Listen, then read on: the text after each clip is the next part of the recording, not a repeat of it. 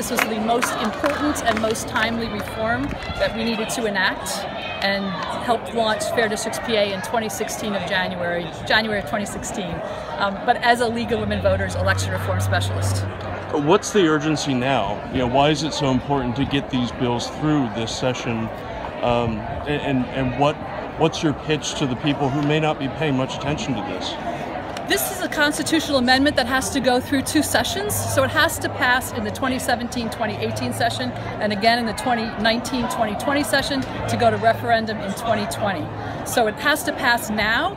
Our pitch is that if we don't do something now, it's another whole decade before we can fix this, and we can't afford that. Every decade it's gotten worse. And you do this, there have been previous efforts that have not gone even as far as this.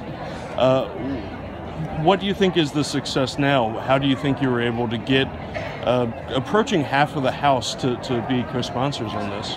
I think the last redistricting was very bad, and people look at that, and when they actually look at the lines, they say, how is this possible? I think people feel very disenfranchised. They feel like our last election, 86% of our legislative districts had no opposition in the primary, and 50% had no opposition in the general election.